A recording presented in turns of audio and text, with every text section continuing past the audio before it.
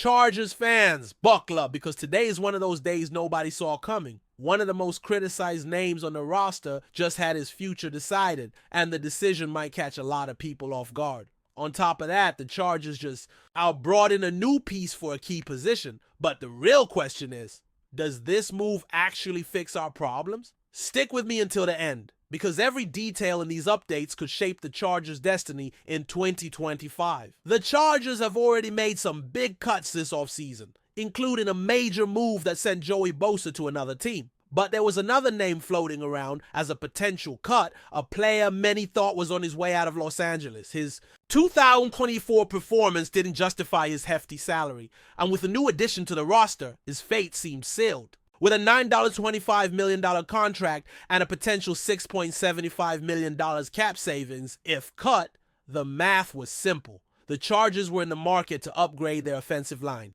and keeping an expensive player without a defined role just didn't add up. At least that was the case until now, because the Chargers just lost Foster Sarell to the Washington Commanders, leaving a surprising hole in their offensive line depth. And that move completely changed the outlook for Trey Pipkins. Pipkins, once seen as expendable, is now an essential piece of the roster. He might not be a starter anymore, but without Sarell, the Chargers need a reliable swing tackle. And right now, Pipkins is the best option they've got.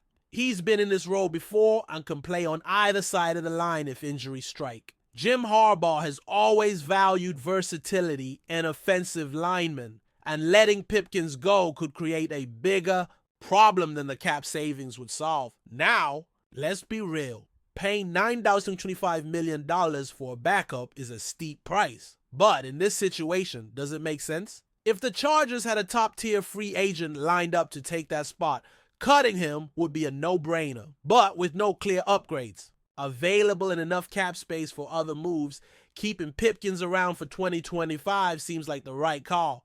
But here's the big question. Was this the right decision? Should the Chargers hold on to Pipkins for depth, or could that money be better spent elsewhere? Drop your thoughts in the comments. And hold on, because the Chargers aren't done yet. One of our biggest rivals just sent us a reinforcement.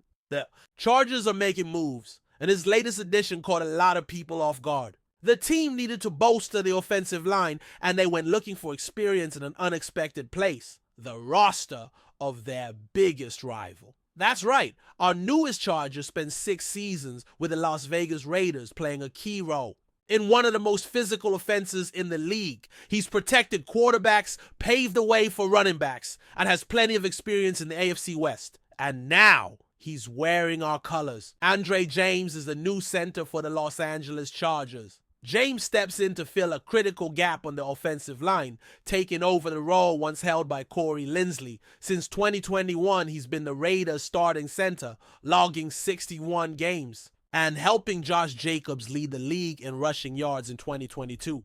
But is this the move that solves the problem? On one hand, James brings stability and veteran leadership, two things that are crucial for protecting Justin Herbert. His track record proves he can be a steady presence in the middle of the line, helping both the passing and running game. And here's a cool bonus. He already has ties to LA, having played college ball at UCLA. On the other hand, he's not an elite name at the position. Fans were hoping for a bigger splash to anchor the offensive line. And while James is solid, he's not exactly a superstar. It looks like Harbaugh is choosing reliability over star power. So what does this signing tell us about the Chargers? First, that Harbaugh is prioritizing strength in the trenches and adding physical players. Second, that the team doesn't want to gamble on an inexperienced rookie at center. But was this the right move, or could the Chargers have done better?